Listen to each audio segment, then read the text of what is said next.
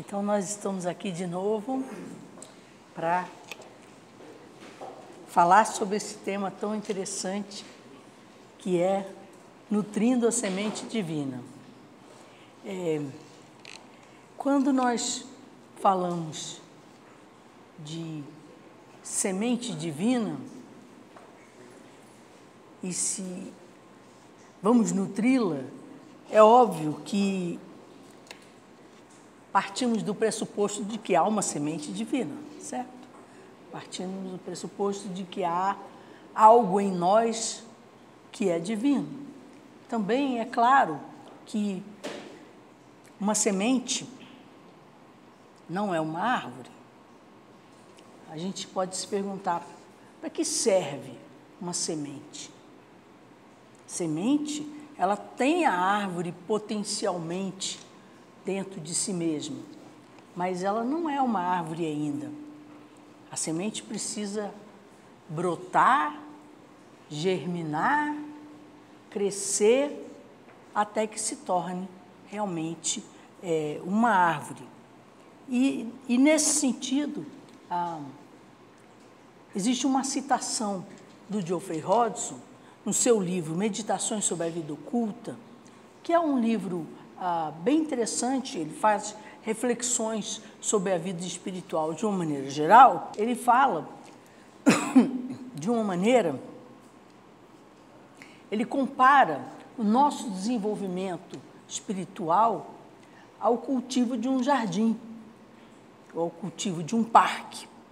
E ele diz assim: desde que o homem, ou no caso o ser humano, é um ser autoconsciente, ele possui o poder de submeter-se a um processo de estimulação para o amadurecimento espiritual, para uma autoaceleração. Ele pode apressar a realização da sua meta através da aplicação deliberada, numa forma intensificada, dos princípios que governam o crescimento normal. Então, vejam vocês, essa passagem do Geoffrey Hodgson, fazendo um paralelo do nosso desenvolvimento espiritual com o desenvolvimento de um jardim, ele tem tudo a ver com a questão de nutrir a semente divina, não é? Porque a semente divina é uma semente, ela não está ainda brotada, crescida e desenvolvida. E ele fala de aplicação dos princípios que governam o crescimento normal. A gente sabe que quando a gente vai cultivar um jardim, a gente precisa tomar algumas providências, né? A gente precisa revolver a terra, a gente precisa adubar, dar a quantidade de água necessária, a gente precisa criar condições para que a natureza faça o seu trabalho. Se você não fizer nada, a natureza vai fazer o seu trabalho igual, só que não vai ser tão rápido, né? Aquilo que você plantou, que você dando as condições apropriadas, talvez em 2 anos se torne um arbusto, em 5 anos se torne uma árvore. Se você deixar simplesmente ao Deus dará, se você deixar que a natureza faça o seu trabalho sem auxílio, talvez em 12 anos crie um arbusto, se essa semente não for sufocada antes pelas ervas daninhas, né? Porque também tem isso, além de dar os nutrientes para o solo, a gente precisa remover as ervas daninhas, porque elas tomam mais força do que as plantinhas que nós plantamos, né? Então, se é possível lateralmente a gente auxiliar a natureza no cultivo de um jardim, e o jardim não é sequer autoconsciente, isso é muito mais verdade em relação a nós, que somos autoconscientes e podemos fazer aplicação deliberada, de uma forma intensificada, como diz o Geoffrey Hodgson, dos princípios que regem o crescimento normal. Evidentemente que o trabalho é lateral, evidentemente que também, no nosso caso, apesar de poder ser feito um trabalho deliberado, a natureza vai tomar o seu processo, porque nós também somos parte da natureza e isso não vai acontecer assim, estalando o dedo amanhã de manhã. Então, eu considero esse tema, nutrindo a semente divina, como, de certa forma, sinônimo de expressões como caminho espiritual, percepção espiritual, tomar as rédeas, tomar nas nossas mãos as rédeas do nosso próprio destino, viver inteligentemente e utilizar as ferramentas que a sabedoria antiga nos deixou disponível para que nós possamos acelerar esse desenvolvimento da semente divina em nós. E, nesse sentido, a literatura teosófica, ela tem muitas sugestões que nos auxiliam nesse processo. Eu tenho estudado especialmente as cartas dos Mahatmas e os ensinamentos de Helena Petrovna Blavatsky e colhi algumas sugestões para esse nutrir da semente divina em nós. E esse nutrir, a gente acaba sendo um pouco repetitivo, porque os métodos acabam não sendo tão diferentes, né? No fundo, a gente se baseia nas tradições antigas e, especialmente, num tripé que é o estudo, a meditação e o serviço. E esse tripé, ele também se relaciona com Tapas, Svadhyaya e Ishvara Pranidhana. Esses três elementos, Tapas, Svadhyaya e Ishvara Pranidhana, são parte da yoga preliminar e se encontram detalhadamente explicados nos Yoga Sutras de Patanjali. E dá para a gente ver claramente como essa yoga preliminar tem tudo a ver com o estudo, meditação e serviço, que são ferramentas, que são maneiras de nós acelerarmos o nosso desenvolvimento espiritual, nutrindo a semente divina em nós de uma maneira que o crescimento se dê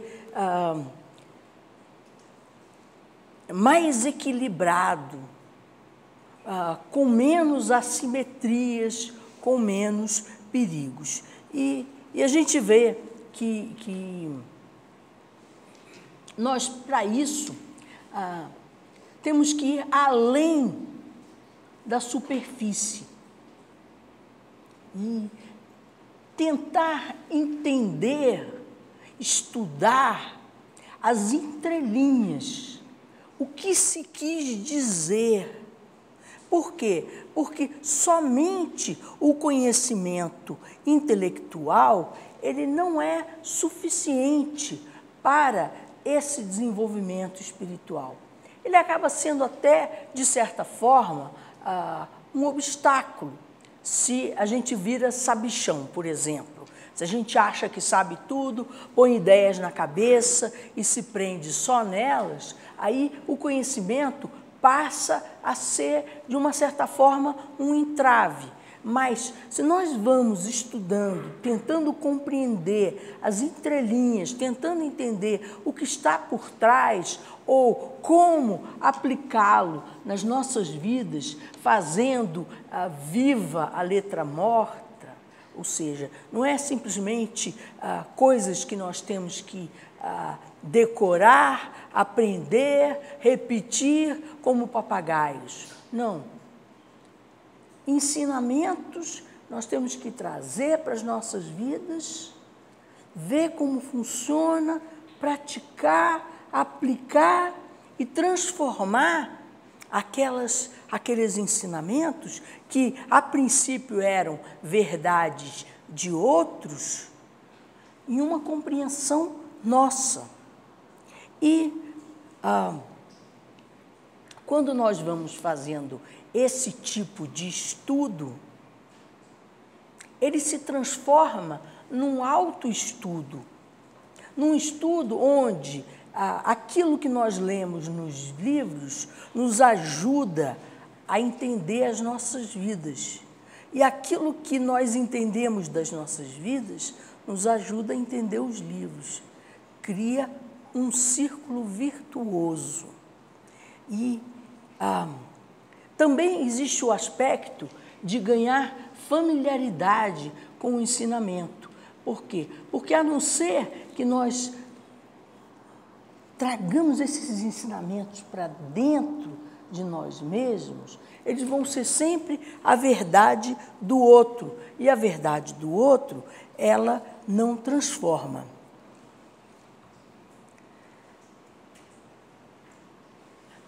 Na carta número 15,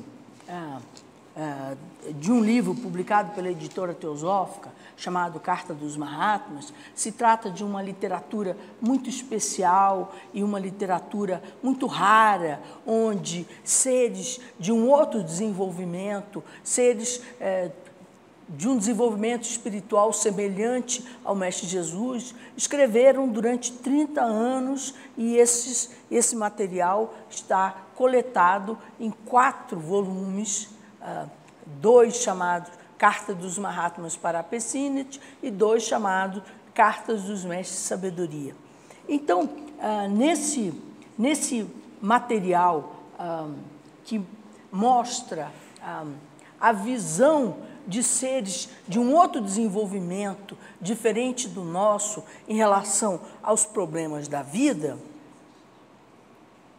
é dito que só o progresso que uma pessoa faça no estudo do conhecimento arcano, a partir dos seus elementos rudimentares, a leva a compreender gradualmente o propósito desses seres mais elevados.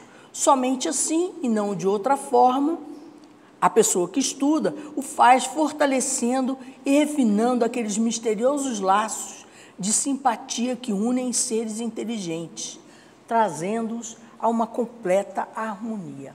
Ou seja, essa passagem está dizendo que nós, ao tentarmos estudar esses ensinamentos da sabedoria antiga, e principalmente lendo nas entrelinhas e aplicando às nossas vidas, ou seja, o progresso que nós façamos através do estudo, nos coloca numa comunicação magnética com esses seres. Claro que esses seres são de um desenvolvimento em que eles não vão aparecer aqui amanhã de manhã, em que eles não vão especialmente cobrar pelas suas lições e coisas desse tipo, coisas que a gente vê em muitos falsos gurus esses dias, mas, por exemplo, qual é a relação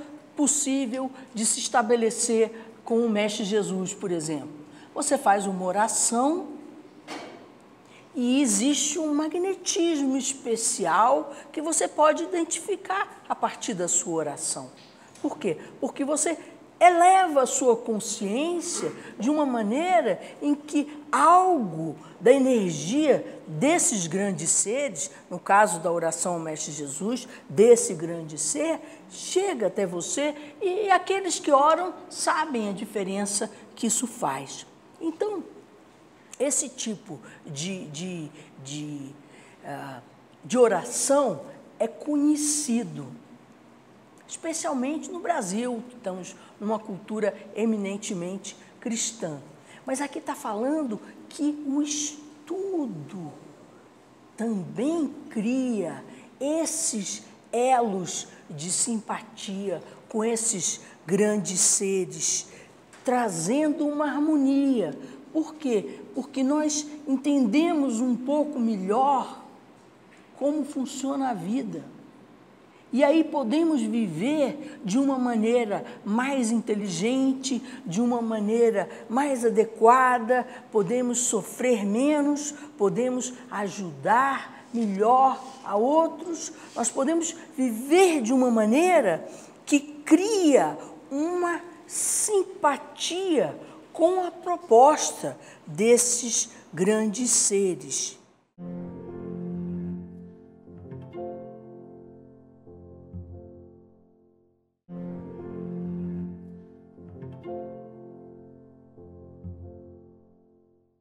E então, eles dizem também nessa carta número 15, que uma vez estabelecido esse elo de simpatia, isso vai servir para conectar o ser humano com aquela cadeia energética que une o cosmos material e imaterial, passado, presente e futuro, acelerando as suas percepções, de modo que ele capte claramente não apenas todas as coisas materiais, mas também as espirituais.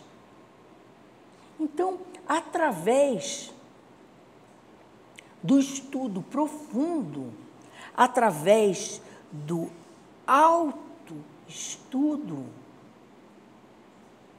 nós começamos a perceber as razões pelas quais vivemos hoje como vivemos, o que foi que nós geramos no passado que implica na nossa vida hoje e como estamos vivendo hoje e qual vai ser o efeito das nossas ações de hoje no futuro. Isso, na Índia, se chama karma. Ações geram consequências. Nossas ações do passado geraram consequências que são o nosso presente. E como nós vivemos hoje, gera o nosso futuro. Esse entendimento não só dá tranquilidade, como dá responsabilidade. Por quê? Porque dependendo de como nós vivemos, nós vamos estar criando sofrimento para nós mesmos e para outros à nossa volta? Ou vamos estar criando condições de felicidade, de harmonia, de melhores oportunidades? Então,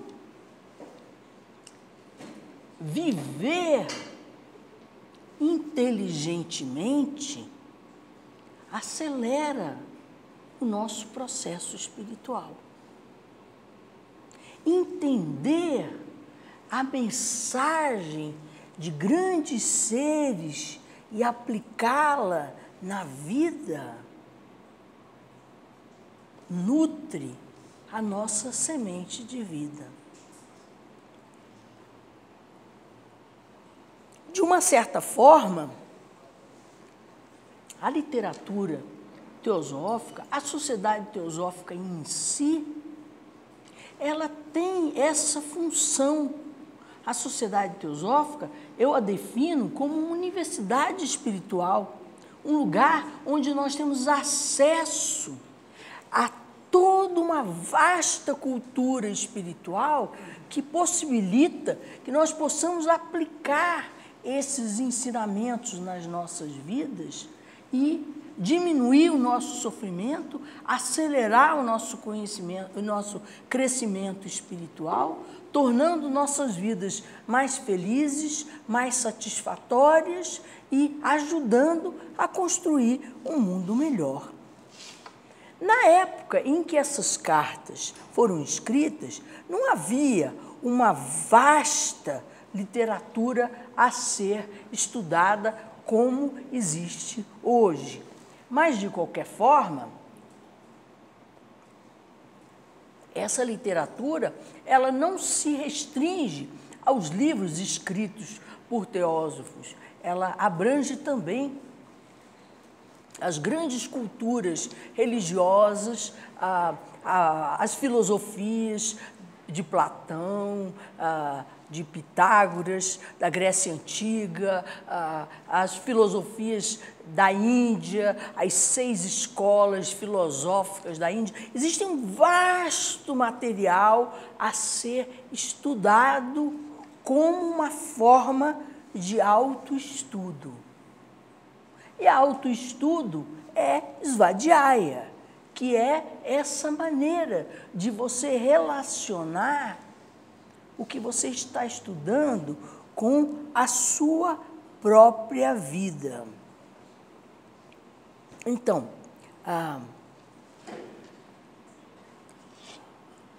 também na carta número 92 é dita que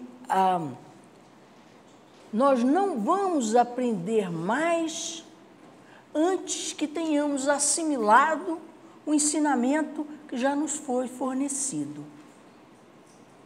Ou seja, não é uma questão de simplesmente engolir livros e se tornar traços de biblioteca. É uma questão do progresso que nós fazemos ao entender melhor as leis da vida.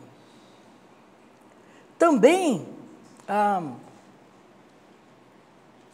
não é só o estudo, ainda que profundo, ele nunca vai ser suficiente. E Blavatsky, no seu primeiro artigo, que ela publicou em 1875, antes da fundação da Sociedade Teosófica, um artigo que ela chama de Iraf, ela diz que o estudo livresco, por mais vasto que seja, nunca será suficiente.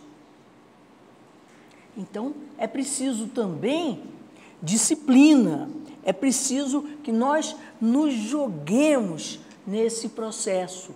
E esse nos jogar no processo nos leva a tapas, que é um elemento da Kriya Yoga, que é um elemento dessa yoga preliminar. Tapas, não no sentido em português, obviamente, mas no sentido de disciplina, no sentido de ter as rédeas do nosso ser nas nossas próprias mãos. E isso também nos leva à meditação.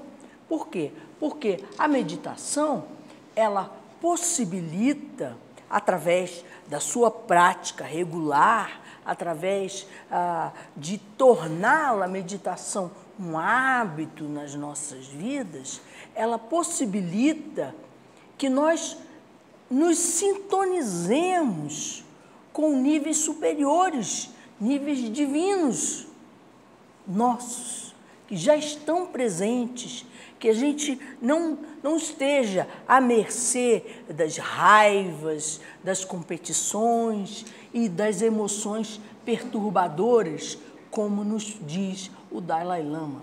O problema não são as emoções, o problema são as emoções perturbadoras que geralmente estão ligadas ao egoísmo e também à falta de disciplina. Então, o estudo e a meditação juntos, eles vão nos colocar numa condição magnética apropriada para o desenvolvimento dessa semente divina.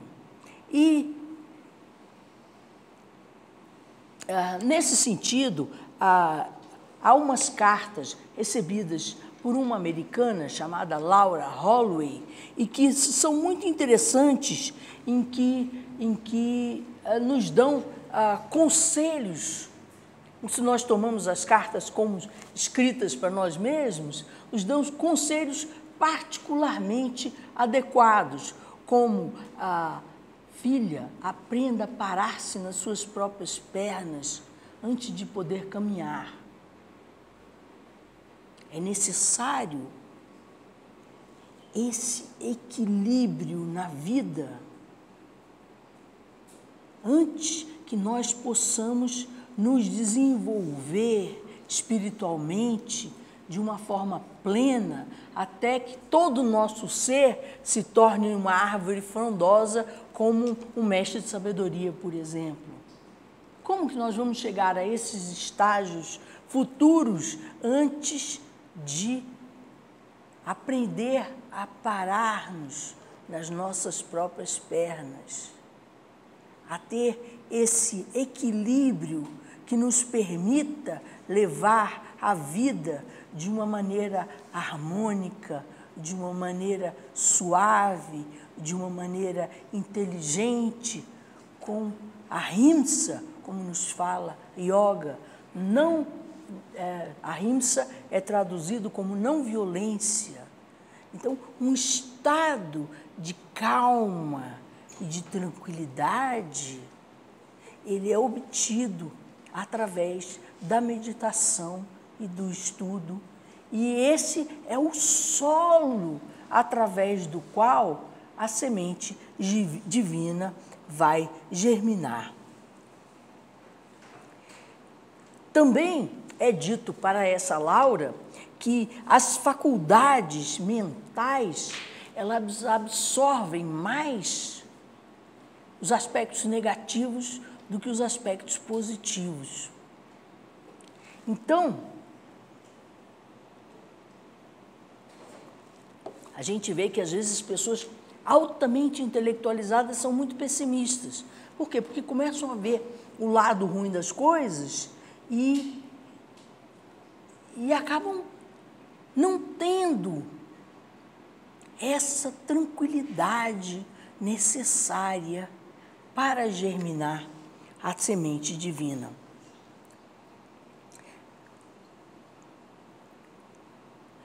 Então, dizem os Mahatmas, temos que desenvolver um estado mental claro,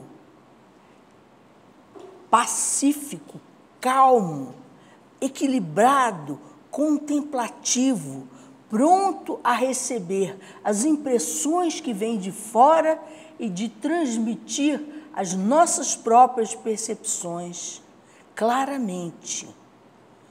Mas a mente pode trabalhar com uma rapidez elétrica. Bude nunca. As nossas faculdades realmente espirituais precisam dessa tranquilidade para se desenvolver.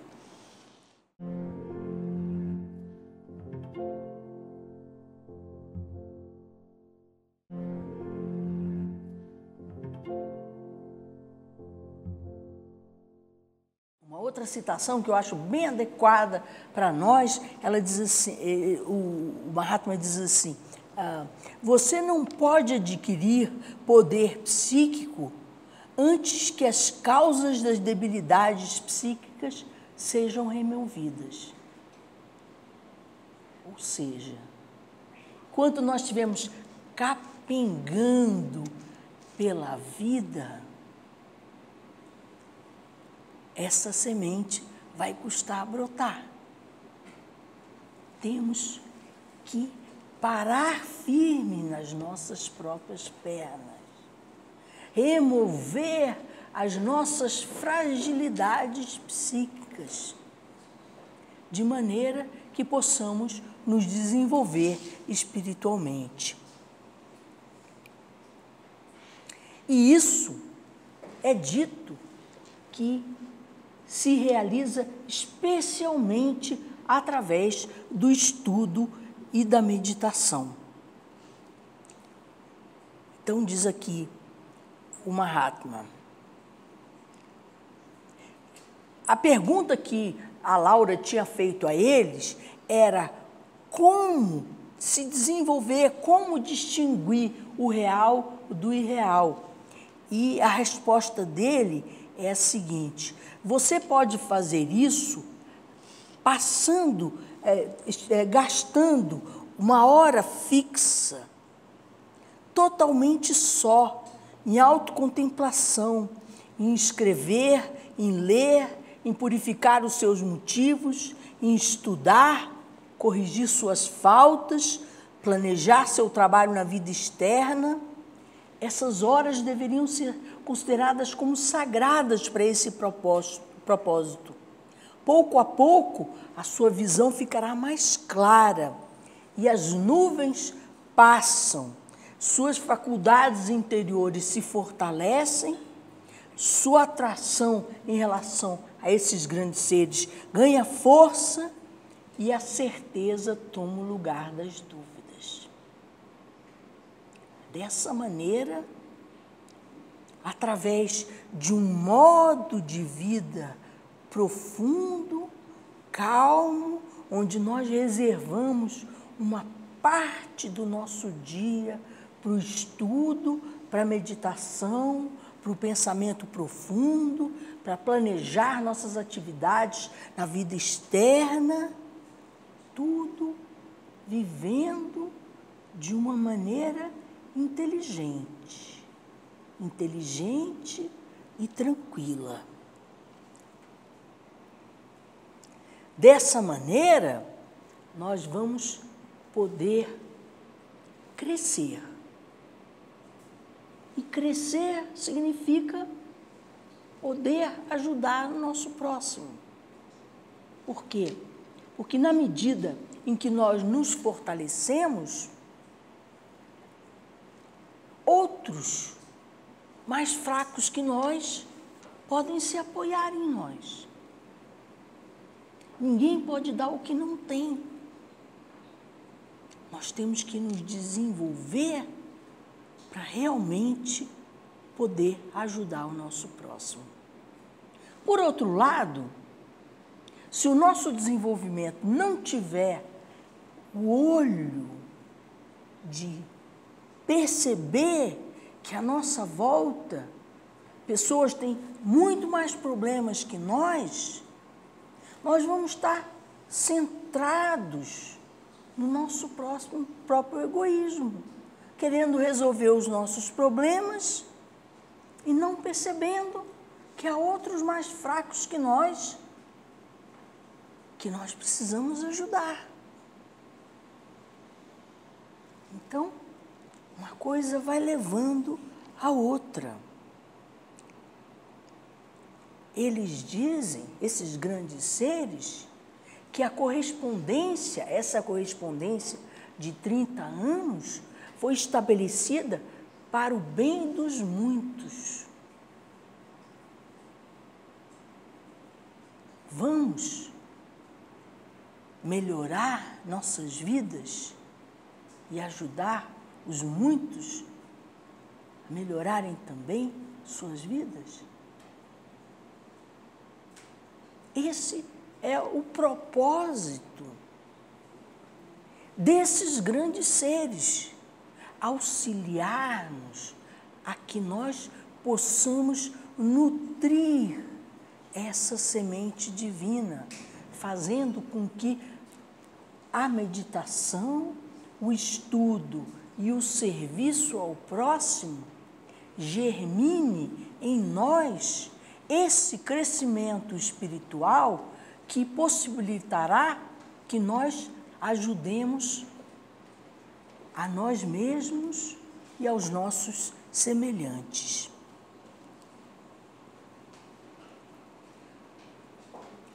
Então, nós falamos de tapas svadhyaya, nós falamos de disciplina, de estudo, de autoestudo. Mas tem também Isvara Pranidhana. E tem também o serviço. O que é Isvara Pranidhana? Isvara Pranidhana, como eu disse para vocês, é um termo da yoga preliminar, que significa entrega a Deus. Entrega a essa causa maior. Entrega a ajudar nossos semelhantes. Entrega a esse propósito de desenvolvimento, de crescimento, onde o nosso crescimento vai ser um fator de melhora do mundo em que vivemos, porque nós vamos estar também ajudando outras pessoas à nossa volta nesse sentido. E isso demanda essa percepção da importância do crescimento espiritual. Essa percepção de que se o mundo está numa condição tão ruim, é porque nós, seres humanos, não nos desenvolvemos ainda para tornar esse mundo um lugar melhor de se viver para todos. Essa percepção faz com que nós nos engajemos nesse processo de crescer, nesse processo de ajudar o nosso próximo, nesse processo de clarear ideias, nesse processo de tornar o panorama das nossas vidas mais claras.